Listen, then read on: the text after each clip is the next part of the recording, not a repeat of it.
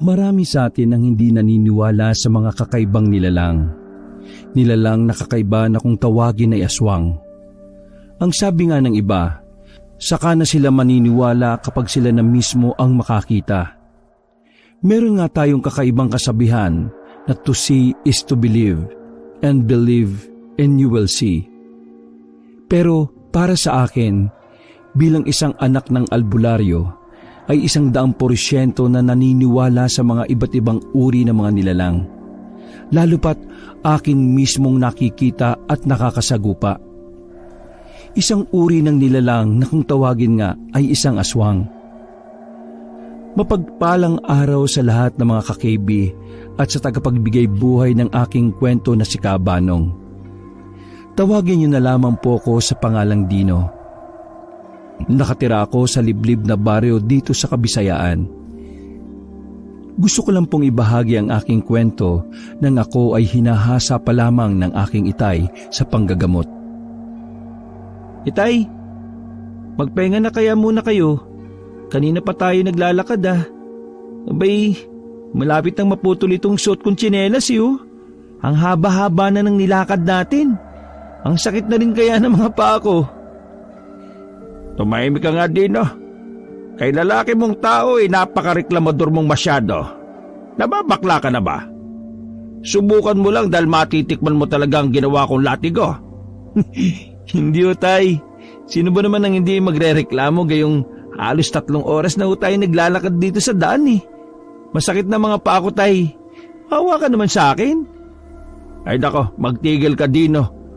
Umaandar na naman yung katamaran mo Ni sa paglalakad, nagrereklamo ka pa rin. Kasi naman tay, bakit ba palagi na lang tayo nagpupunta sa bundok ng dapdap na yun? Para lang hasain mo akong manggamot. Marami namang mga bundok dito na mas malapit.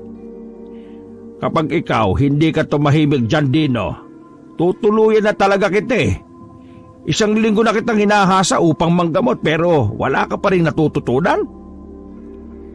Sermon sa akin ni Itay, kaya kaagad na akong tumahimik. Lalo pat alam kong hindi ganun mapagbiro si Itay. Nagpatuloy pa kami sa paglalakad hanggang sa tuluyan na kaming makarating sa aming destinasyon. Kagaya pa rin sa mga nakaraang mga araw, tinuruan ako ni Itay kung paano makipaglaban, pisikal man o sa mga orasyon. Kung kaya't naisipan kong seryosohin na lamang ang lahat dahil kapag ipinagpatuloy ko pa rin ang ganito, ay tsak aabutan kami ng ilang linggo sa pagsasanay. Kapag tuluyan mo ng mahasa ang itinuro ko sa iyo, bibigyan ka agad kita ng pauna mong gagawin. Alam kong may darating sa ating buhay upang manghingi ng tulong kung kaya't ipagkakatiwala ko na sa iyo yon, Dino. Hindi pa nga ako tuluyang natututo Itay. Tapos bibigyan mo na kaagad ako ng panibagong pagsubok. Paano na lang kung matuluyan ko yung magiging pasyente ko? Patay ako niyan. Kapag nga binalaso, ang hirap magkaroon ng anak na may sinto-sinto. Wika pa ni Itay bago ako nito iniwan at nagtungo sa aming daladalang bag upang uminom ng tubig. Napangisi na lamang ako dahil alam kong sobrang pikunin talaga ni Itay. Ang totoo naman talaga ay meron na akong natutunan sa mga itinuro ni Itay sa akin. Hindi ko lamang gaanong siniseryoso dahil natatakot ako na baka sa akin na ipapasa ni Itay ang panggagamot. Lumipas pa ang mga oras hanggang sa matapos kami. Kung kaya't nagsimula na kaming mangalap ng mga halaman upang ihalo ni Itay sa kanyang mga langis at ipangtapal sa mga may karamdaman. Katulad na lamang sa mga namamagang parte ng katawan ng tao o di kaya sa mga batang nabalian at kung ano-ano pa. Bakit ba kasi kailangan mo pa akong turuan ng panggagamot, Itay? Gayong hindi pa naman kayo gaanong katanda. Saka malakas pa naman kayo Kayang-kaya niyo pang manggamot. Anong gayon kung hindi pa ako matanda? Masama bang turuan kita ng panggagamot? Para naman kahit papaano may silbi ka na rin naman, Dino. Ba't hinayaan na nga lang kitang hindi na pumasok sa paralan sa kadahilan ng malayo? Hindi ka naman din nagtrabaho gayong nasa kolehiyo ka na. Sobra naman po kayo, Itay. Hindi ba pwedeng magpapahinga lang? Saka wala naman pong yumaman dahil sa edukasyon, Itay. Nasa sipag at diskarte yan sa buhay. Diskarte sa buhay baka mo? Ang tamad-tamad mo nga Napaka-reklamador mo pang bata. Ewan ko na lang talaga sa iyo, Dino. Mabuti na lang talaga at wala kang kapatid.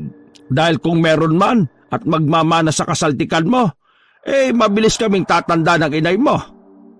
Ay, grabe na talaga kayo, Itay, sa akin, oh.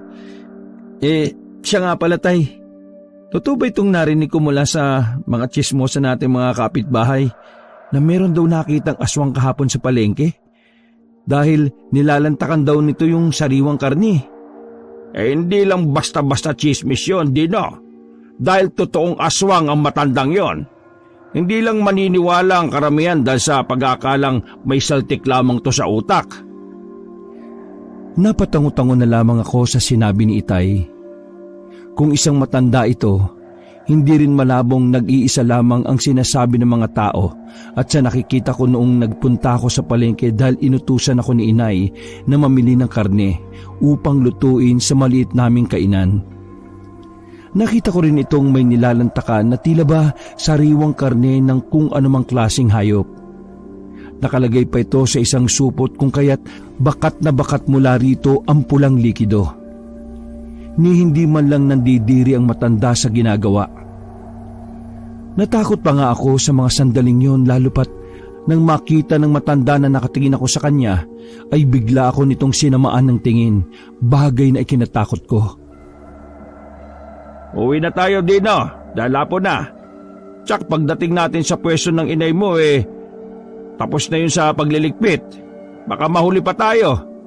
Baka akalain ng inay mo hindi natin siya dadaanan. Opo, Itay. Ay, siya nga po pala. Bukas sa madaling araw ako ulit ang mamamalengke Magpahinga na po muna kayo ni Inay. Ba't mabuti naman dahil meron ka ng silbi, Dino. O siya, uwi na tayo. Dahil baka abutan pa tayo ng dilim sa daan. Si Itay talaga. Tamad lang ako mag-aral pero pagdating sa inyo ni Inay hindi ako tinatamad, no? Inismiran lang ako ni Itay nang sabihin ko yun na siyang ikinangisi ko. Kagad din kaming umuwi ni Itay. Tama nga ito nang hinala pagkarating namin sa pwesto ni Inay. Tamang-tama ito, nakatatapos lang sa pagliligpit ng kanyang mga gamit. Tama ang dating nyo, Rigor. Dahil kung nahuli pa kayo ng ilang minuto, tsak mauuna na ako umuwi. Nakaabot din naman kami, Lenda. Yun ang mahalaga. Ako na po magdadala nitong mga gamit mo, Nay. Nahilo na ako sa iba't ibang amoy nitong halamang gamot ni Itay.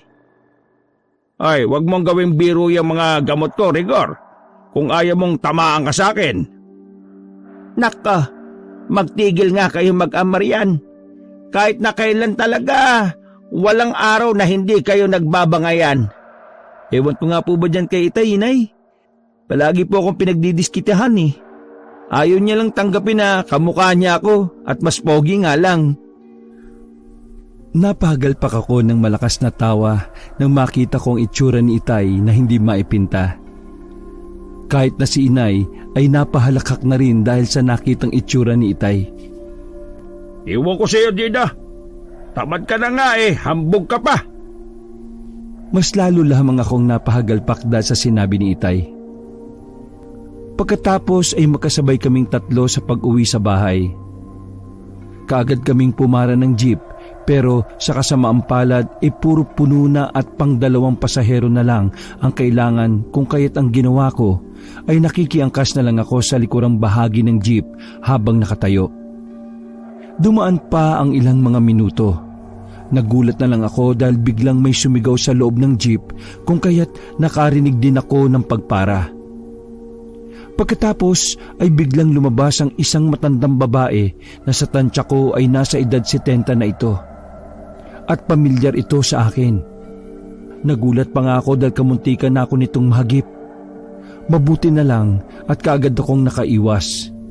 Dahil kung hindi, tsak, mahuhulog ako. Nang umandar na muli ang jeep, ay hindi sinasadyang napasulyap ako doon sa matanda. Kamuntikan pa akong mahulog dahil sa pagkatakot at pagkagulat nang makita ko kung gaano kasama ang tingin niya sa akin. Naguguluhan naman ako kung bakit ganun ito makatingin sa akin, sa pag-akala ko kasi ay wala naman akong ginawa sa kanya masama. Lumipas pa ang mga oras hanggang sa tuluyan na kami makauwi ng bahay. Ano po ba yung nangyari sa matanda kanina, Tay? Doon sa loob ng jeep? Bakit bigla yung sumigaw? Saka nagmamadaling bumaba? Gusto sanang magpapalipad hangin sa inay mo kung kaya't inunahan ko na. Aba, kaya palang sama ng tingin niya sa akin, Tay. Akala ko kasi kung napano yun Bigla ba naman sumigaw? Saka kilala ko yung matandang yun, Tay. Siya yung nakita kong kumakain ng hilaw na karne sa palengke. Kilala ko ang matandang yon. Halos araw-araw yung dumadaan sa karinderya natin. Nung una, akala ko normal lang. Subalit habang tumatagal naging kakaiba na rin ang ikinikilos nito. Sa tuwing dumadaan ito sa karinderya, tititigan muna ako nito ng ilang segundo bago tuluyang umalis. Mag-iingat ka sa matandang yon, Lenda. Isang manlalaso na matandang yon at nagpapalipad hangin. Alam ko, Rigor. Kaya nga palagi kong ginagamit ang mga itinuro mo sa akin ng mga orasyon upang maitaboy ko ang matandang yun mabuti naman kung ganon. Basta, mag-iingat ka lamang palagi, Lenda, ha? O siya, sige na. Mag-asikaso na tayo dahil paggabi na para maaga tayo makapaghapunan. Dahil may mga gagawin pa ako Wika ni Itay, kung kaya't kaagad na rin akong kumilos at kaagad inalis sa aking isipan ang patungkol sa matandang nakasakay namin sa jeep. Kinabukasan ay tama nga si Itay sa kanyang sinabi. Habang nasa bundok kami ng dapdap, sinabi niya na may panauhin kaming darating. Dahil madaling araw pa lamang, meron nang kumakatok sa aming bahay. Nanghingi ito ng tulong kay Tatay Rigor dahil inaswang daw umano ang asawa nitong buntis. Hindi lang doon nagtapos dahil may isa pang panauhin. Si Katiban, ang aming malayong kapitbahay at matalik na kaibigan ni Itay. Inaswang raw ang anak nitong si Hope. Buntis din kasi ito kung kaya't agarang inaswang ng nilalang. Isang uri ng gabo ng aswang ang gumawa nito sa inyo. Huwag kang mag-alala, paring Tiban. Ang anak kong si Dino ang sasama sa iyo upang gamutin ang anak mo. Siya na rin ang aatasan ko upang maging bantay ng aswang na yon. Makaya ba nitong si Dino ang mga aswang na yon, paring Rigor? Hindi lamang sila iisa kung hindi dalawa o tatlo, ha? Kakaibang uri sila ng mga nilalang. Alam ko yon. Dahil naita ko pa nga yung isa nang makita kong sumilip ito mismo sa bintana kung saan natutulog yung anak kong si Hope. Natamaan ko yung isa sa muka kung kaya kung sino man ang may naging sugat o peklat sa muka sa lugar natin, walang duda yun na siya mismo ang aswang. Mabuti pala kung ganon, Katiban. Madali lamang natin matutukoy kung sino ang aswang na yon na nanggagambala sa lugar natin. Huwag po kayo mag-alala, tutulong po ako. Saka ilang araw na po kong hinasa ni Itay sa panggagamot kaya kahit papaano po may nalalaman na po ako. Mabuti naman kung ganon. O siya, ipapagamot ko na lang ang aking anak dahil hindi pa rin tumitigil kakayak si Hope. Sobrang sakit raw ng tiyan niya. O sige po, ako na pong bahala, Katiban. Sasama po ako sa inyo. Ako na rin po ang gagamot sa kanya. Agaran akong sumama kay Katiban.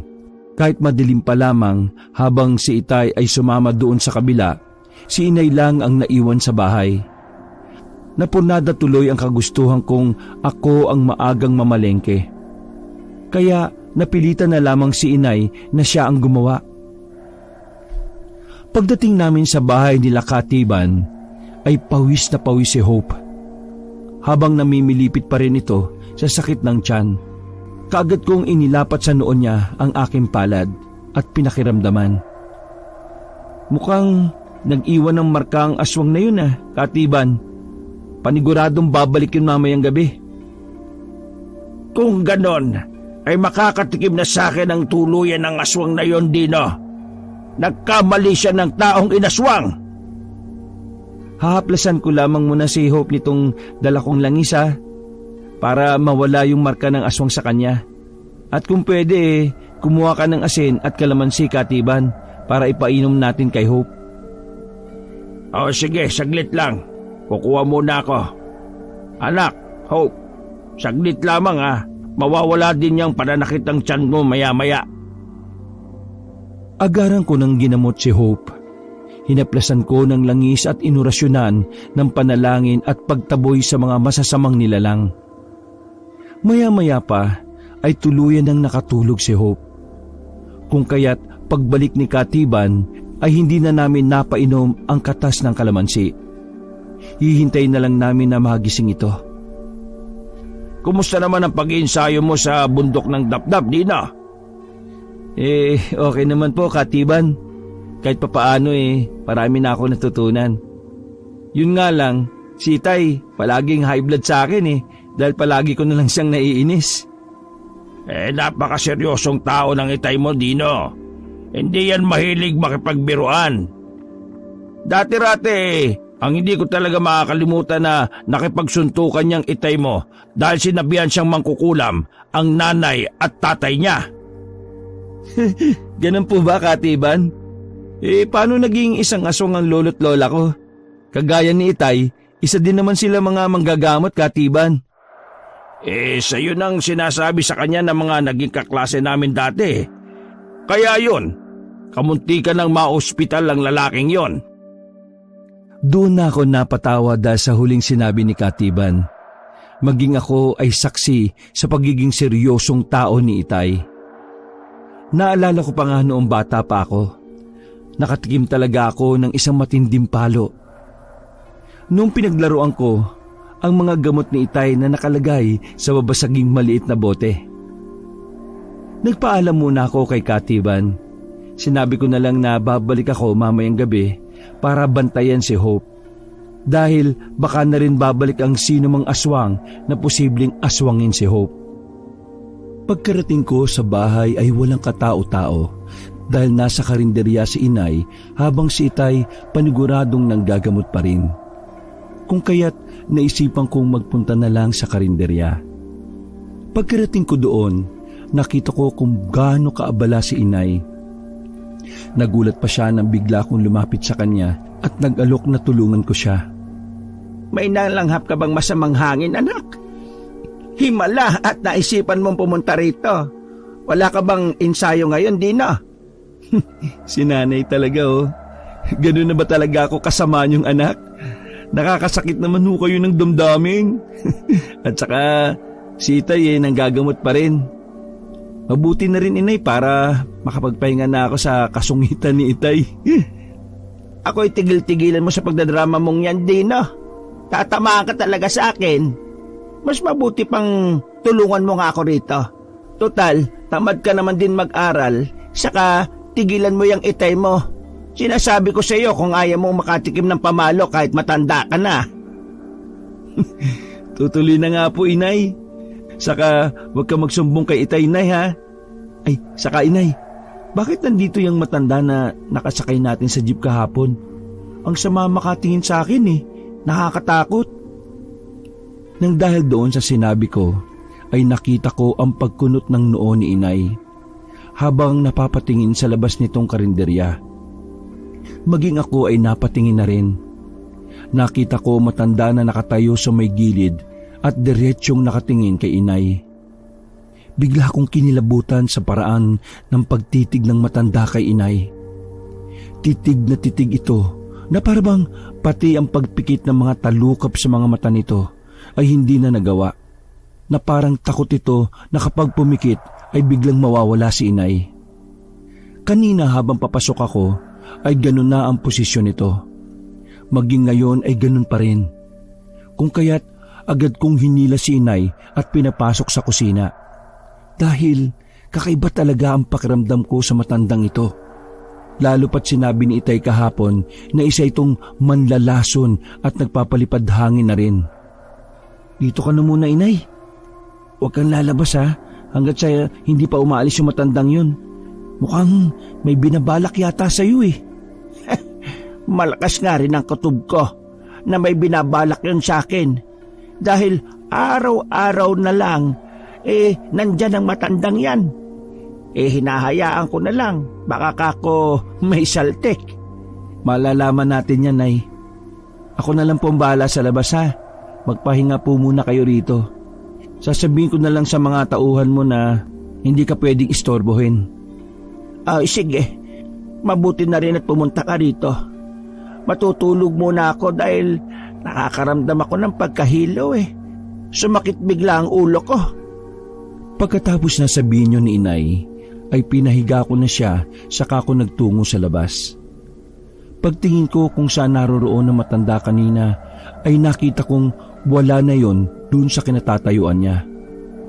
Iginala ko pa ang aking mga mata, pero wala na akong nakita. Kung kaya't naupo na lang ako sa pwesto ni Inay kapag nagbabantay. Pero laking gulat ko nang bigla akong napatingin dahil pakiramdam ko ay may tao. Nakita ko nga ang matanda na nasa loob ng karinderya. Nakaupo ito at diretsyong nakatingin sa akin ng masama. Kamuntikan pa nga ako mapasigaw kung hindi ko pa sana yun napigilan.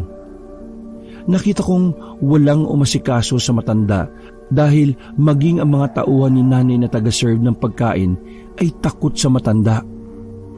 Kung kaya't naglakas loob akong lapitan siya sa kanyang kinauupuan. Ano pong sa atin, Lola? Gusto niyo po bang kumain? Hindi ito nagsalita. Nanatili pa rin ang masama nitong pagtitig sa akin. Kung kaya't nagsimula na akong gapangan na matinding kaba sa aking dibdib. Kamuntikan pa nga ako mapaatras nang makita ko ang nakakakilabot niyang mga ngisi na sinundan ng maihinang hagikik na lalong nagbibigay kilabot sa buo kong pagkatao. Napakahalimuyak ng nanay mo. Lalong-lalo na ang kanyang nasa sinapupunan. Bakit mo itinago ang nanay mo? Ilabas mo ang nanay mo! Ano pong pinagsasabi mo, Lola? Anong nasa sinapupunan ng ibig mong sabihin? Ay nako, huwag ka magbiro ng ganyan, Lola ha? Dahil hindi nakakatawa. Napakasarap ng nasa sinapupunan ng iyong inay. Tsak na mabubusog ako nito. Ang tagal ko na rin hindi nakakatikim ng sanggol. Bigla akong kinilabutan dahil sa mga sinabi nito, Kabanong. Lalo't may kasamang paghagikik. Maging ang ibang mga kumakain ay biglang napatayo at agad na lumabas. Bobo ako kung hindi ko kagad maintindihan ang ibig nitong sabihin. Sa sobrang galit na nararamdaman ko sa matanda, ay bigla kong napatayo, ay bigla kong nagtungo sa kusina. Basta-basta ko na lang dinampot ang malaking itak doon na siyang ginagamit para ipangtaga sa mga karning may malalaking buto na niluluto ni Inay.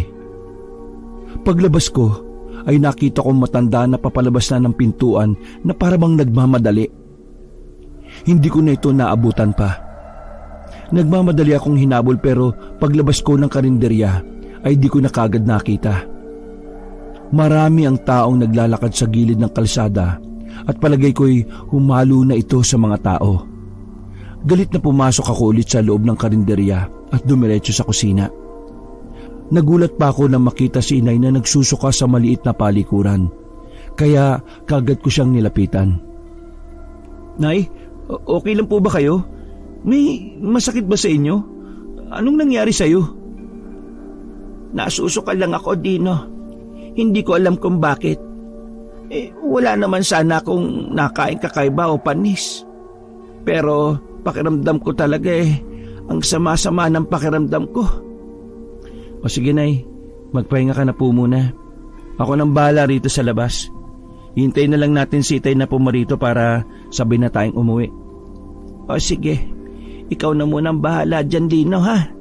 Ayusin mo sa pag-entertain ng mga customer. para dito ulit babalik sa pagkain ng mga iyon. Opo, Nay.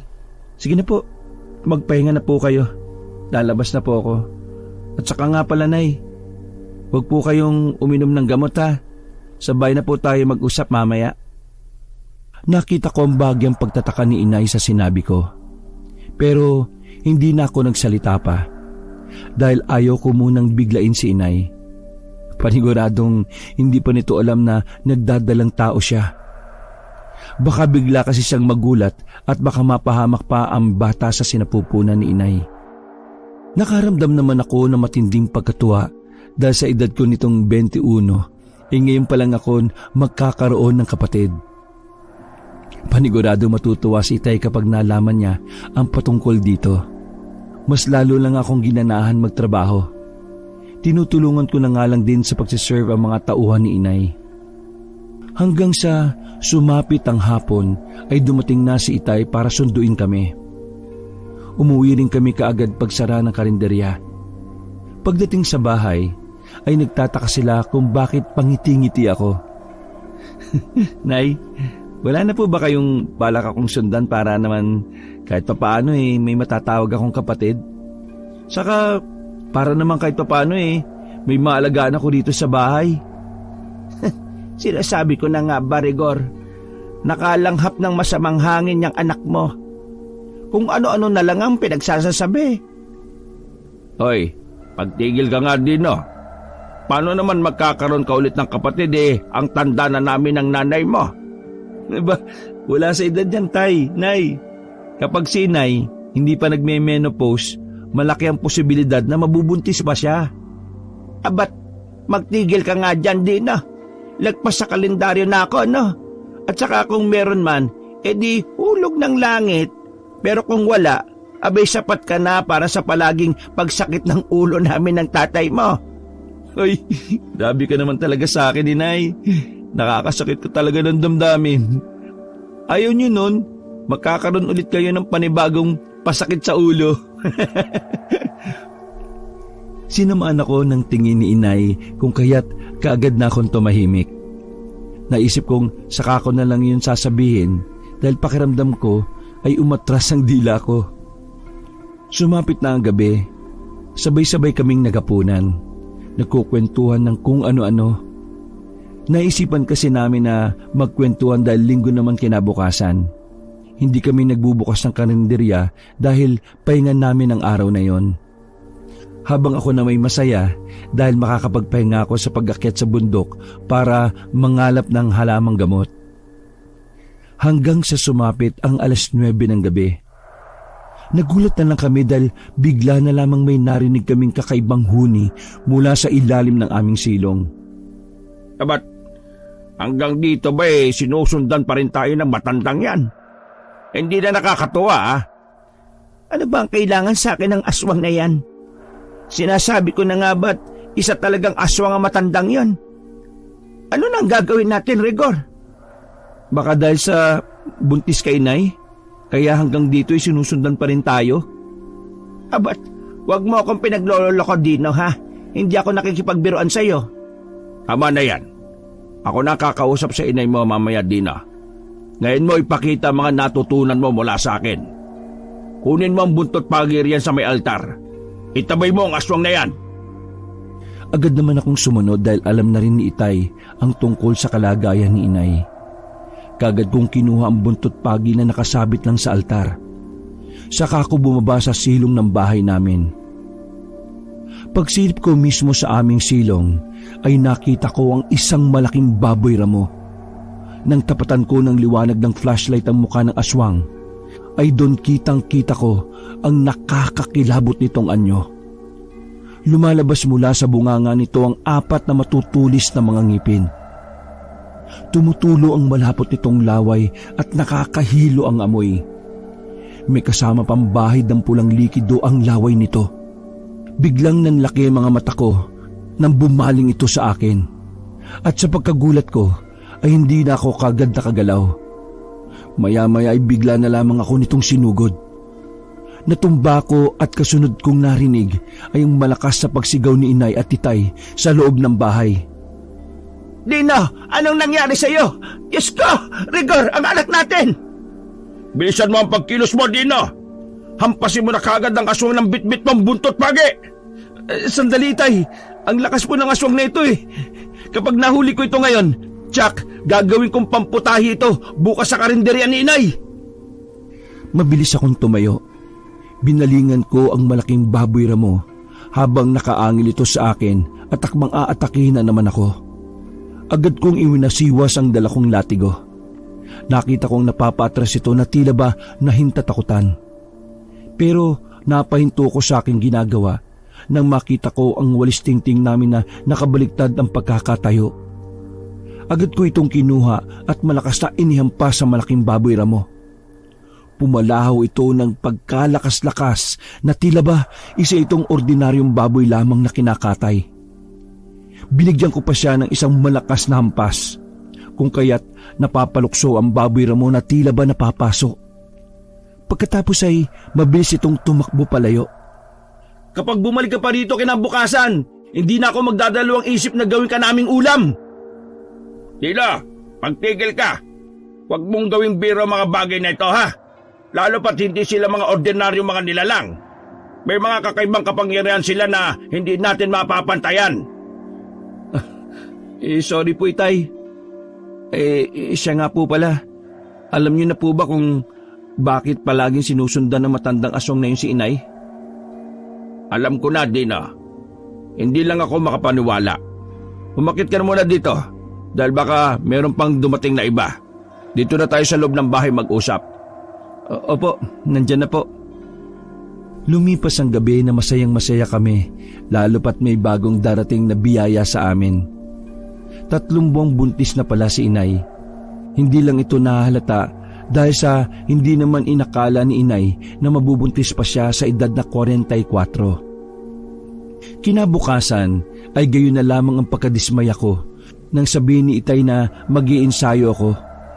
Pero dito lang sa mismong bahay namin. Kinakailangan ko raw kasi talagang matuto. Kailangan kong bantayan si Nanay sa oras na manggagamot si Itay sa kabilang mga barangay. Sa umaga ding yon, biglang dumating si Katiban na aming kapitbahay. May pag-aalala ang itsura nito habang nakatingin sa amin. Nabalitaan ko nangyari kagabi. Totoo ba nangyari, paring Rigor? Oo, paring Teban. Siya rin ang umaswang sa anak mo. Alam kong babalik yung dito. Hindi magtatagal at magdadala ng mga kasama. Ihintayin natin ang araw na yon. Kung ganun kailangan natin paghandaan ang araw na yan, paring Rigor. Pasalamat talaga ang aswang na yung kagabi at hindi ko siya naabutan. Paniguradong bumisita na naman yung kagabi sa bahay dahil sumakit na naman ang tiyan ni Hope. Pasensya na po, Katiban. Hindi na ako nakabalik sa inyo. Pumunta kasi ako kahapon sa karinderya ni Inay. Sinusundan siya ng aswang hanggang sa pag-uwi.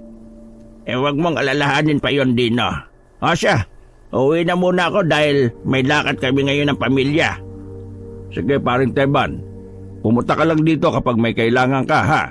Dahil aasikasuhin ko muna si Lenda. Umalis din naman ito kagad dahil nga sasabi nito ay may lakad sila. Sinadya lang daw talaga ni Katiban na bumisita sa amin dahil daw sa nabalitaan itong inaswang kami. At ang ipinagtataka ko lang ay kung saan niya ito nabalitaan. Ipinagpatuloy ko pa rin ang aking pagsasanay. Hindi na rin ako nagreklamo pa dahil para sa aking inay itong aking pagsasanay. Dahil gusto kong bantayan ito, lalo pa ngayon na buntis siya sa matagal ko nang inaasam na kapatid. Hanggang sumapit ang tanghali ay nagulat na lang ako dahil bigla akong nakaamoy ng kakaiba. Amoy na pamilyar sa akin. Bigla akong kinabahan na makaramdam ng kakaiba. Kung kaya't kagad kong kinuha ang bagong hasa kong itak na nakapatong lamang sa may malaking bato na sa aming bakuran. Nakalagay pa ito sa kanyang kaluban. Agad ko ginilibot ang aking paningin sa paligid at nagulat ako nang makita ang matandang babae. Nakatayo ito sa hindi kalayuan habang nakangisin na naman na nakakakilabot. Pakiramdam ko kaba nung biglang nagtayuan ang lahat ng mga balahibo ko sa katawan dahil sa sobrang pagkakilabot nang maramdaman ko at makita na parang may masama siyang binabalak. Dito ko lang nalaman na walang pinipiling araw ang aswang na ito. Malas pa dahil wala si inay at itay. Mag-isa lamang ako nagsasanay. Nagulat ako nang bigla itong naglakad papunta sa daan kung saan patungo sa sentro ng aming lugar. Hindi pa rin nawala ang malakas na pagkabog ng aking dibdib sa pag-aakalang lulundagan ako nito. Pagtalikod nito ay nakita ko ang mga sugat sa likurang bahagi ng braso na matanda. Nanlaki mga mata ko nang malamang siya ang aswang na sumugod sa amin nung gabi. Siya ang baboy ramong yun. Nang makauwi na ako sa bahay at naroon na rin si inay at titay, kagad ko itong ikinuwento. Sa susunod na babalik yun dito, tuluyan mo na. Alam kong babalik pa yon. Hindi yung titigil hanggat di nakukuha ang kanyang gusto. Nakakatakot talaga itay eh. Akala ko nga lulundagan na ako eh. Nagulat na lang ako dahil bigla na lang din siyang umalis. Natatakot na ako, Rigor. Natatakot na akong maglakad mag-isa. Baka kasi tambangan ako sa daan. Wala palang pinipiling araw ang mga aswang na yon. Mapaumaga o mapagabi. Huwag mo nang isipin pa ang mga bagay na yan, Lenda. Dahil mula din sa araw na ito ay hindi na kita iiwanan. Pasasamahan na kita kahit saan ka man magpunta. Ako o hindi kaya si Dino. Hanggang sa sumapit muli ang gabi. Bigla na lang akong nagising dahil may naramdaman akong kakaibang huni ng wakwak sa paligid na parabang naglilibot ito sa aming bakuran. Bumangon ako ng dahan-dahan. Pagkatapos ay lumabas ako sa kwarto ko. Dumiretso ako sa sala at nagulat ako na makita ko si Itay na nakatayo habang nakasilip sa labas. Ang kabila nitong kamay ay may hawak ng itak. Mukhang hindi nga yata talaga tayo patatahimikin ng aswang na yan, Itay. Sana pala, tinapos ko na lang siya kanina nang hindi na makabalik pa ngayon. Huwag kang maingay, Dino. Puntahan mo ang nanay mo sa kwarto. Ikaw na ang bahalang magbantay sa kanya. Dahil sisiguraduhin ko na sa gabing ito, mawawakasan ko na ng tuluyan ng aswang na yan. Sige po, Itay. Tutulungan kita. Saka, bakit yan ang hawak nyo? Hindi ba't agaran din na maghihilom ang sugat ng aswang kapag itak lang ang gagamitin mo, Itay? Hindi lang ito basta-basta itak, Dino. May ibinabad ako ritong gamot para kung masusugatan ko man ng aswang na yan ngayon ay hindi na maghihilom. Hindi lang yon, pinabaran ko rin ito ng asin at kalamansi. Kung ganun, Itay, ako ang gagamit sa buntot pagi mo. Sige, gawin mo na kung anong gusto mo. Basta puntahan mo na ang inay mo sa kwarto. Ako nang bahala rito. Dahil sa sinabi ni Itay ay napanatag naman ang loob ko at agad na pumasok sa kwarto. Nadatnang ko si inay na tulog na tulog.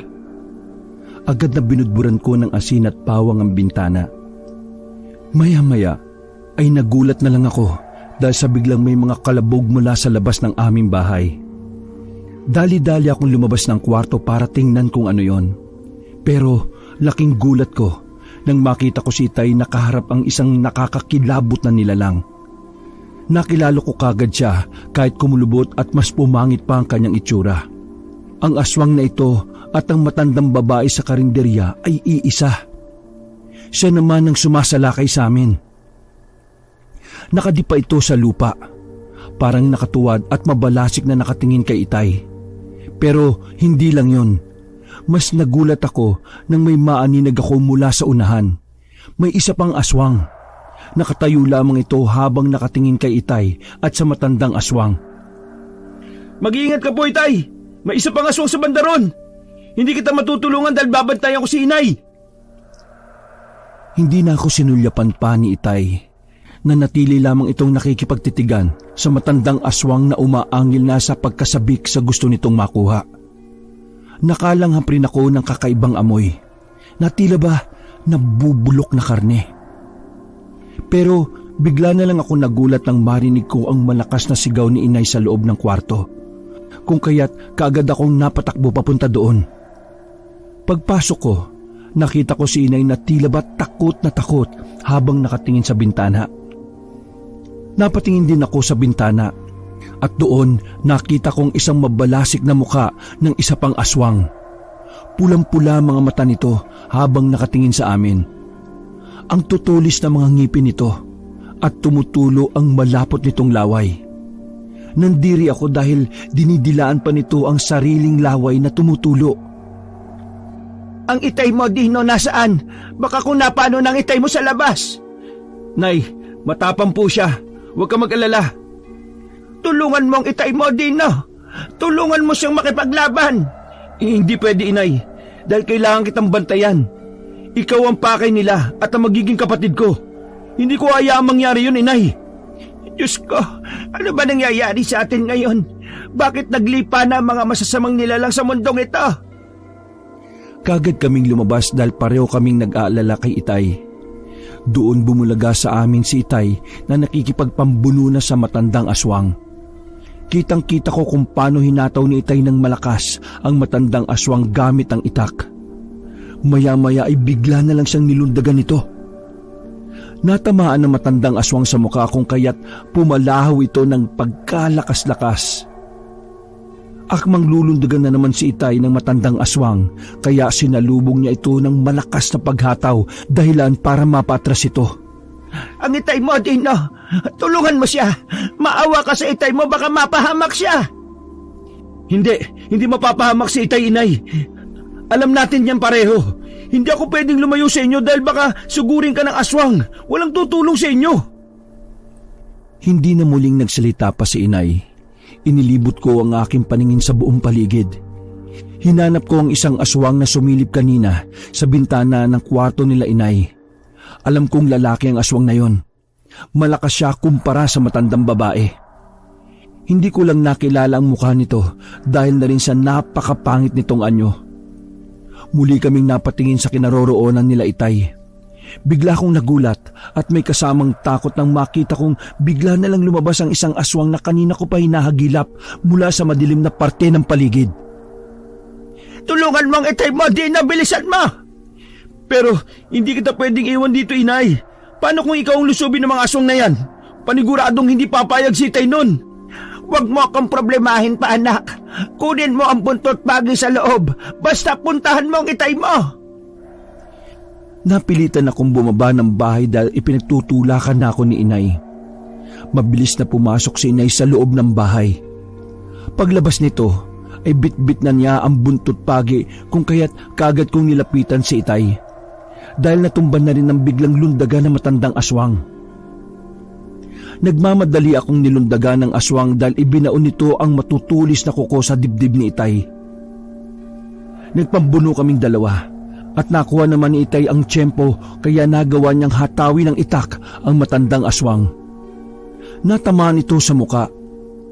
Isa pang hampas muli ang ginawa ni Itay sa matandang aswang hanggang sa naging sunod-sunod na ito. Nagulat na lang kami nang biglang lumundag papalayo sa amin ang lalaking aswang. Hahabulin ko pa sana ito pero pinigilan ako ni Itay. Wag na, anak! Hindi na natin niyang kayang habulin dahil sa angking bilis at liksin yan. Nakita ko rin kung gaano kaseryoso ang mukha ni Itay.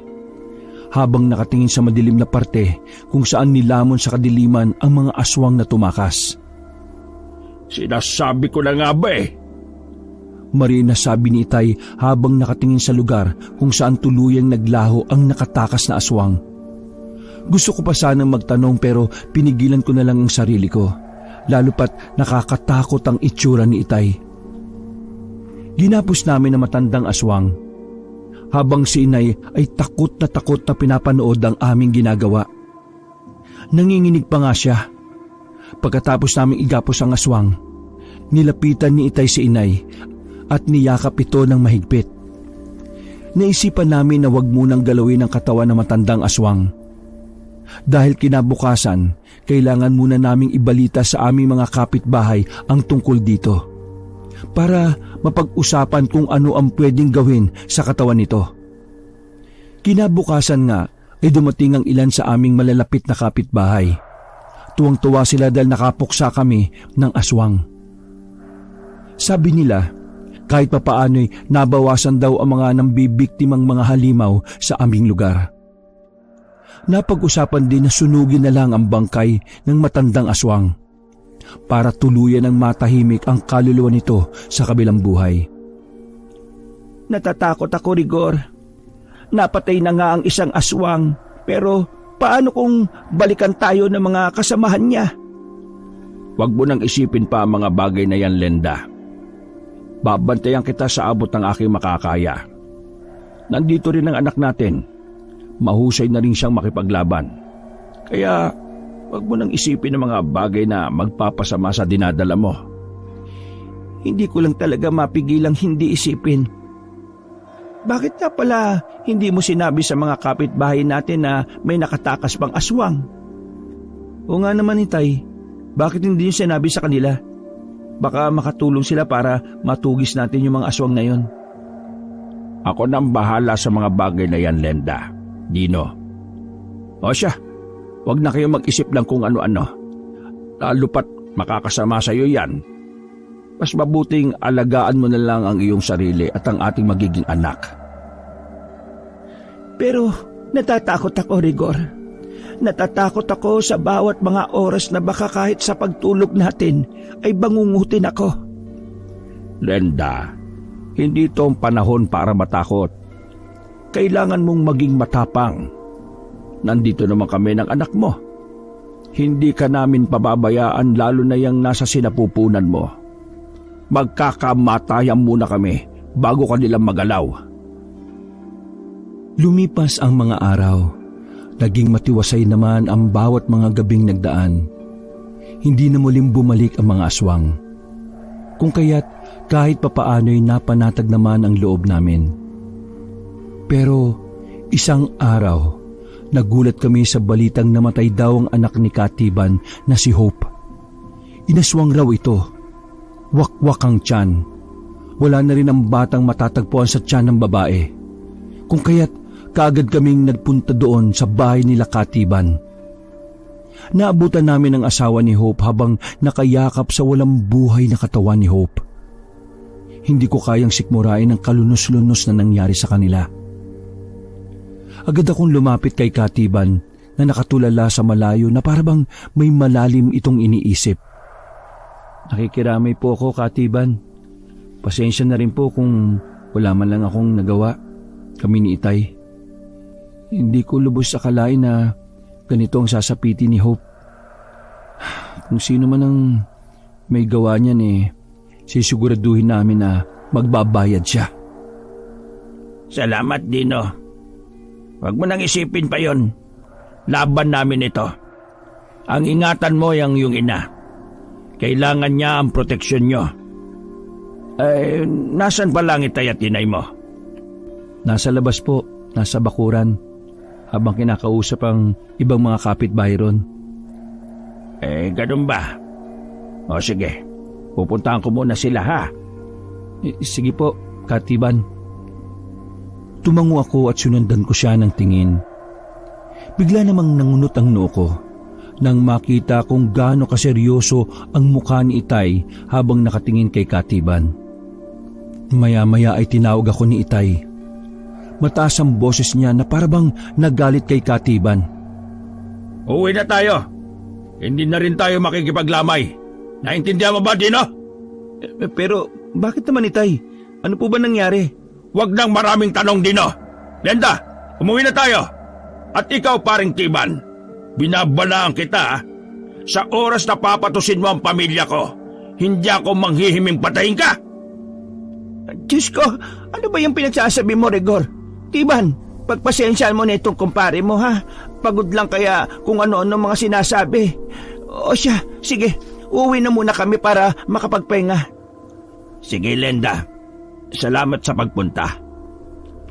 Pagkasabi noon ay tumalikod na sa amin si Katiban. Magtatanong pa sana ako kay Itay kung ano ba ang nangyari, pero nanahimik lang ako. Dahil nakita ko si inay na sumenya sa akin na wag na akong maingay. Bukod kasi sa akin, mas kilala pa ni inay si Itay. kung paano ito magalit. Nakakatakot talagang magalit si Itay. Walang sino man ang pwedeng magbalak na galawin siya. Pagka-uwi namin ng bahay ay kaagad kaming sumunod sa mga pamahiin lalo pat buntis si Inay. Nagpausok kami ng dahon ng suha na pangtaboy ng masamang espiritu kung sakaling sumunod ito sa amin. Lumipas pa ang mga araw na matiwasay ang lahat. Pinahinto na rin ni Itay si Inay na magbukas ng karinderya dahil daw sa buntis siya. Saka na lang daw ulit magtinda kapag nakapanganak na. Lumipas ang 2 buwan na puro pag-iensayo at paghahanap ng halamang gamot ang aking ginagawa. Palagi pa rin akong nakakatanggap ng sermon mula kay Itay. Hindi na rin kami nagpupunta sa bundok ng Dapdap dahil hindi namin pwedeng iwanan si Inay na mag-isa sa bahay. Hindi na kaya babalik ang aswang na yun, Rigor? Matagal-tagal na rin buhat nang hindi na tayo nagagambala ah. Yan ang hindi natin alam, Lenda. Pero wag muna tayong pakakasiguro lalo pat hindi natin alam ang panahon kung kailan aatake ang mga aswang. Baka nagpapalamig lang yung mga yun. Tama ka, Itay. Siguro nagpapalamig lang yun. Siya nga pala, pupunta po pala ako mamaya sa palengke, Inay. Ako na po ang bibili ng mga kakailanganin natin. Saka bibili na rin ako ng mga prutas at gulay para lulusog pa lalo yung kapatid ko sa tiyan nyo. Mabuti naman kung ganon, Dino. Huwag mo kong kalimutang bilhan ng hilaw na saging, ha? Tapos samahan mo na rin ng maraming bagoong na alamang at saka maraming sili. Sa dinami-rami ng pwede mong paglihian sa anak ko, bagoong pa, Lenda. Hay, huwag mo nga akong pakialaman, Rigor. Baka gusto mong sa labas ka matulog mamaya. At saka, anak natin, hindi lang sa'yo. Kung makapagsalita kaya akala mo naman ikaw ang iire. Ay, grabe ka sa akin, Lenda, ha? Sige na, lakad na, Dino. Dahil gagawan pa namin ng yung ina ng paa ang kapatid mo. Hay, Rigor, napakabastos ng bibig mo. Sa labas ka mamaya matulog. Huwag mo nang pakinggan ang Itay mo, Dino. Sige na, bumili ka na sa palengke. Hindi na ako pumalagpa sa sinabi ni Inay. Kaagad ako nagbihis ng ngingiti-ngiti dahil sa kakulitan nila. Kahit mga kapwa may edad na ang mga magulang ko, ay nakakatuwa pa rin sila kahit papaano. Alam ko kasing nagkukulitan lang silang dalawa. Agad kong hinanap sa palengke ang mga kailangan kong bilhin, lalo na ang mga bili ni Inay. Hindi ko pwedeng kalimutan yon dahil baka isama niya ako kay Itay sa labas na matulog. Pagkatapos kong mamili ay naglibot-libot na muna ako. Nang makaramdam naman ako ng pagkabagot ay naisipan ko nang umuwi. Pauwi na ako nang makita ko si Katiban sa daan. May bit-bit siyang sako. Nanlaki ang mata ko nang makita ang sakong binibit-bit nito na may tumutulong pulang dugo. Hindi ako nagpahalata sa kanya dahil baka kung ano ang isipin. Kinausap ko siya ng natural. Oh, Katiban, saan po kayo pupunta? Bakit ka po may dalang sako? Eto ba? Galing ako sa pangangaso. Nakahuli kasi ako ng baboy ramo kaya kinatay ko na. Kesa naman pasanin ko pa ng buo. Napakabigat nun. Etong katay na, nabawasan na dahil namigay ako sa mga kababaryo natin na nadaanan ko. Ganun po ba, Katiban? Mabuti naman at sinuwerte ka ngayon. O sige po, mauna na ako sa inyo dahil magagabi na rin Sige, mag-ingat ka sa daan din Nginitian ko lang si Katiban at saka nagpatuloy na sa paglalakad. Pagdating ko sa bahay ay nakita ko kagad ang tuwa ng mukha ni Inay. Kagad kong niluto ang pinabili nitong saging na hilaw sa akin. Nang maluto na ay napapanguwi kami ni Itay habang pinapanood namin si Inay na kumakain ng saging. Pakiramdam ko kasi ay mapakla yun. Pero sarap na sarap siya at isinasawsaw pa niya sa bagoong. Kinagabihan ay matagal bago kami nakatulog. Nag-uusap lang kami ng kung ano-ano. hanggang sa nagulat na lang kami nang bigla kaming nakaamoy ng tila ba hindi kaaya-aya. Kagad akong ginapangan ng takot sa katawan. Nagkatinginan kami ni Itay. Kagad kaming pumasok sa loob ng bahay. Naguguluhan pa si Inay kung bakit, pero nang sumenya si Itay na wag maingay ay naintindihan na ni Inay yon. Nakita kong binalot na rin ng takot si Inay. Pag kayo maingay, nandito lang sa paligid ang aswang. Mukhang pinagmamasdan lang tayo. Lenda, pumasok ka na sa kwarto natin. Bilis. Huwag ka mag-alala. Hindi na basta-basta mabubuksan ng bintana natin kasi talagang ipinako ko na yon. Tinadtad ko ng pako. Natatakot ako, Rigor. Paano kung... Tapangan mo lang ang loob mo, Lenda. Pangako. Panghuling aswang na itong tutugisin namin ang anak natin. Dahil tsak na hindi na yan sila uulit. Mauubos talaga ang lahi nilang yan. Tama si Itay, Nay. Ikalma mo lang ang sarili mo. Magtiwala ka lang sa amin. Pagkatapos nito wala na. Babalik na ulit sa dati ang lahat. Tumango-tango na lamang si Inay sa sinabi ko at pumasok na siya sa kwarto. Kagaya ng dati, itak muli ang kinuha ni Itay habang sa akin ay buntot pagi at isang may kaliitang punyal. Halos mapasigaw si Inay nang biglang may bumundol sa aming pintuan na tila ba gustong may pumasok. Hinawakan ko mabuti ang hawak kong buntot pagi at kinapako ang punyal na sinuksok ko sa tagiliran. Sumenya si Itay na huwag kaming maingay. Binundol ng nilalang na yon ang aming pintuan. Habang kami ni Itay ay nakaabang na sa posibleng mangyari kapag masira na ito at tuluyan na makapasok ang aswang. Nang magtagumpay ang aswang na sirain ang pinto ng bahay namin, biglang pumasok ang nilalang. Hindi na nagsayang ng oras si Itay at kagad niyang hinataw ng malakas gamit ang itak ang kamay ng aswang na yon. At nang tamaan ay pumalaho kagad ito ng sakit. Di umilag, engot. Nang lumundag ang aswang ay hindi na namin ito binigyan pa ng pagkakataon na manlaban. Hinataw ito ng itak ni Itay habang ako naman ay walang habas na pinag-aampas ito ng buntot pagi. Nang makita kong pumapalag pa ito, ay hindi ko talaga tinantanan ng paghataw gamit ang buntot pagi. Nag-iikutan kaming tatlo sa buong bahay.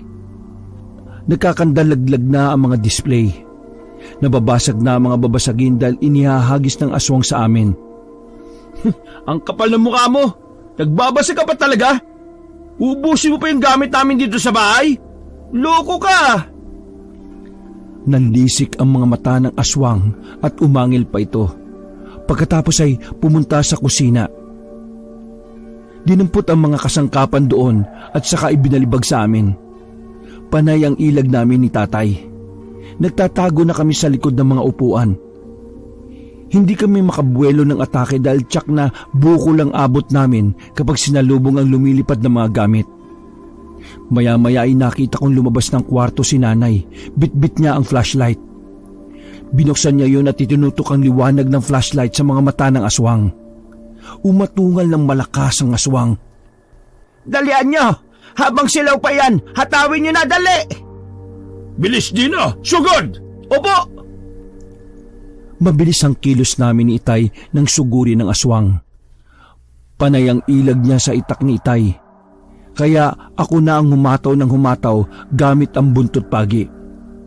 Nakita namin ni Itay ang lalagyan namin ng asin na natumba sa sahig. Pinulot niya yon at saka sinabuyan ng asin ng aswang. Lalong umatungal sa galit ang aswang. Bigla niyang nahawakan ng dulo ng buntot pagi. Hinigit niya ng biglaan dahilan para mahatak ako. Nahablot niya ako at saka ibinalibag. Tumama pa ako sa upuan bago bumagsak sa sahig. Dino! Anak! Ayos lang po kay Tay. Huwag po kayo mag-alala. Sugurin niyo na po ang aswang at baka tumakas uli yan. Ibinaling uli ni Itay ang atensyon sa aswang. Ipinagpatuloy niya ang pagsasaboy ng asin. Nang maubos na, ay muli na naman itong hinataw gamit ang itak. Pero mas naging maliksi ang kilos ng aswang na yon. Patalon-talon siya habang papalapit kay Itay. Kumapit pa siya sa kahoy sa bubong at nanlalambitin sa kanya sinipa ang tatay ko. Natamaan si tatay sa muka at napaatras siya. Muli pa siyang sinipa dahilan para mapasubsob si Itay sa sahig. Kumuha naman ako ng buwelo at tinawakan ko ang paa ng aswang. Buong lakas ko siyang inihagis at wala na akong pakialam kung saan siya tatama. Pagbagsak niya sa sahig, biglang nagbagong anyo niya. Bumalik siya sa pagiging tao at dun ko na siya nakilala. Ha? Katiban? Hindi ako makapaniwala na ang lalaking aswang pala na matagal na naming hinahanap ay walang iba kung hindi si Katiban. Maging si Inay ay halatang gulat na gulat sa nasaksihan. Pero ang pinagtataka ko ay kung bakit hindi man lang nagulat si Itay. Matagal ko nang alam na aswang si Paring Tiban. At ako lamang ang nakakaalam noon. Matagal na kami magkaibigan kung kaya't walang lihiman. Dati, hindi yan siya nang bibiktima ng mga tao eh. Pero ngayon, biglang nagbago. Aswang pala si Tiban, Rigor. Bakit hindi mo sinabi? Kung ganon siya pala yung aswang na naninilip sa akin. Siya rin ang pumatay sa mismong anak niya, na si Hope. Kung kaya't galit na galit ako sa kanya. Napakahayop niya. Sarili niyang anak pinatos pa. Kung hindi ko siya papatayin, alam kong ikaw ang isusunod niya, Lenda. At yun ang hindi ko papayagang mangyari. Kung alam ko lang na siya pala ang pumatay kay Hope, Itay, ako na mismo sanang pumaslang sa kanya. Kahit umagang-umaga at kahit hindi siya nagpapalit ng anyo. Napakahayop mo, Katiban! Wala kayong alam. Hindi nyo alam ang hirap ng pagiging aswang. Ang kalam ng tiyan namin, para kaming nababaliw. At kapag nagugutom kami, hindi na namin napipigilan ang aming sarili. Nung unang beses na makita ko ang sanggol sa una kong biktima, lagi akong naglalaway sa sarap ng karning yon. Hindi ko napipigil ang sarili ko kapag naamoy ko. Hindi karne ang sanggol. Sira ulo ka ba? Tao sila. Tao! At hindi ako papayag na biktimahin mo ang kapatid ko. Papatayin muna kita! Galit na galit kong nilusob si Katiban.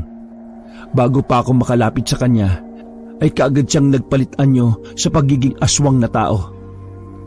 Sinalubong niya ako at sinakmal. Nakagat niya ako sa kanang balikat. Malakas akong napasigaw. Hinawakan ko ang ulo niya dahil ayaw niyang akong bitiwan. Habang pilit ko siyang inilalayo sa akin, ay lalo lang niyang ibinabaon ng mga ngipin niya. Dino, anak ko! Bitiwan mo siya! Animal ka! Bitiwan mo ang anak ko! Galit na hinablot ni Inay ang nakatumbang bangko na malapit sa kanya. Inihampas niya yon kay Katiban, dahilan para mabitiwan niya ako. Pareho kami bumagsak sa sahig. Susugurin pa sana ako ni Katiban pero pinaghahataw naman siya ni Itay gamit ang buntot pagi na pinulot niya sa sahig. Hindi na siya tinigilan pa ni Itay. Inubos niya ang kanyang lakas sa paghataw. Kitang-kita ko ang galit ni Itay. Naglalabasan ng litid at ugat niya sa muka. Nang mapagod ay sandali siyang nagpahinga. Nakita ko naman si Katiban na nakasuksok sa sulok ng bahay namin at humihingal. Nanlilisik ang mga mata niya habang nakatingin sa amin. Parang nagpapahinga lang din siya saglit at naghahanda uli sa pag-atake. Maya-maya ay napatingin si Katiban kay Inay. Nanlaki na ang mga mata ko dahil naisip kong balak niyang sugurin si Inay dahil wala siyang bantay. Nakatayo lang siya sa pintuan ng kwarto. Malakas kong sinigawan si Itay nang susugod na si Katiban.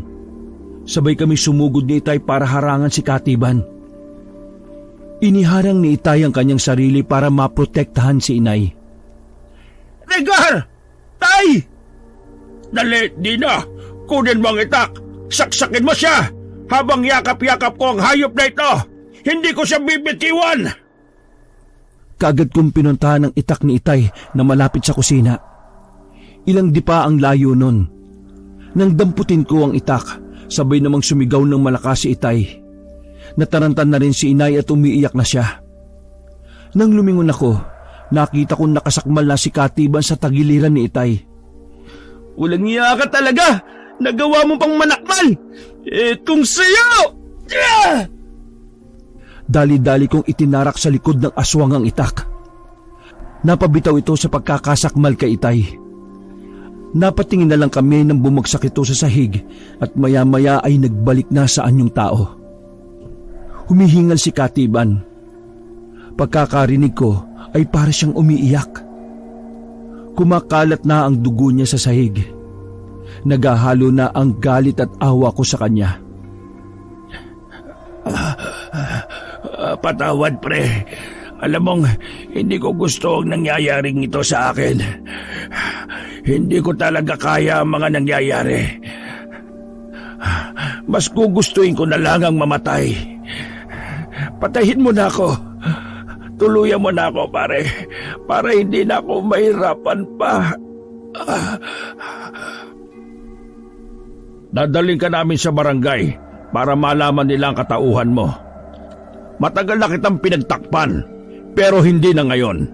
Wala na akong awang natitira sa iyo, Tiban.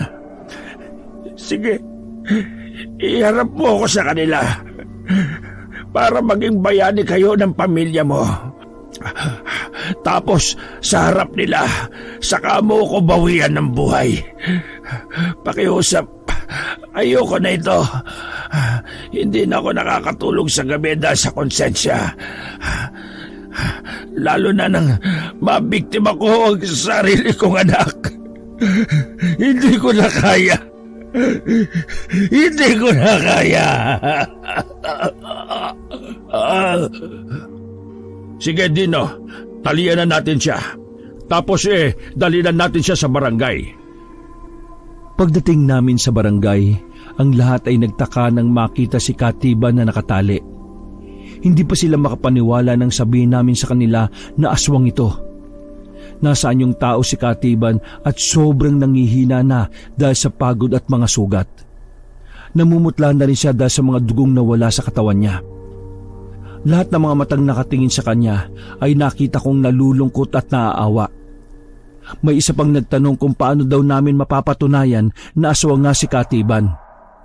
May isa namang nagdala ng asin at bawang. Isinaboy niya yung kay Tiban. May isang nagsaboy din ng holy water. Hindi nila tinigilan si Katiban hanggang sa umatungal na nga ito. At maya-maya ay nagsaan yung aswang na ito. Galit na galit siya habang umaangil. Pilit na kumakawala sa pagkakagapos at gustong sugurin ng mga tao. May isang lalaking iniamba ang dalang itak dahil natakot nang makita ang pagsasaaswang ni Katiban. Nakita ko ang mga mata ni Katiban na parang natutuwa nang makita niya ang itak na yon. Nang biglang nakakawala si Katiban, dali-dali siyang tumakbo at itinusok ang sarili sa itak. Kitang-kita ko ang pagtagos ng itak sa kanyang dibdib. Talagang itinarak niya ang itak na yon sa kanyang puso. Lahat kami ay napapikit nang makitang ginawa yun ni Katiban. Kahit si Itay ay nakita kong tumulo rin ang luha nang makita ang kaibigan niyang binawian ng buhay sa harapan naming lahat. Nang tuluyan ng mamatay si Katiban, inihiga siya ng isang tanod sa lupa saka tinakpan ng sako ang katawan. Sabi niya, hayaan na daw namin na kunin ng pamilya niya ang kanyang bangkay. Pagkatapos noon ay pinauwi na kaming lahat sa kani-kanilang bahay. Pagod na pagod kami at halos hindi mag-ibigan na makauwi. Alam kong pare-pareho kaming nalungkot sa nangyari. Talagang kinurot ang puso ko noon, Kabanong, pero wala akong magagawa. Sumasalakay at kumakain na ng tao si Katiban. Saka isa pa, siya rin naman ang kumitil ng buhay niya. Bago pa siya nawalan ng buhay, nagawa pa niyang sabihin sa lahat na sa pamilya niya, siya lang ang aswang, kaya wag na raw idamay pa ang kanyang pamilya. Kinabukasan, maaga kaming pumunta sa barangay para makibalita sa kapitan. Sinabi nitong kinuha na ng pamilya ang bangkay ni Katiban. At nagpasya na rin daw ang pamilya nito na lumipat sa ibang lugar para makaiwas sa tsismis. Mula pa pagkabata ay kilala ko na si Katiban, kaya kahit mahirap mang tanggapin na isa pala siyang aswang, ay wala kaming magagawa. Lumipas pa ang ilang mga buwan hanggang sa tuluyan ng mga anak si inay. Sobrang tuwa ko lalo pat isang maganda at malusog na batang babae ang iniluwal niya. Palagi kong karga ang kapatid ko.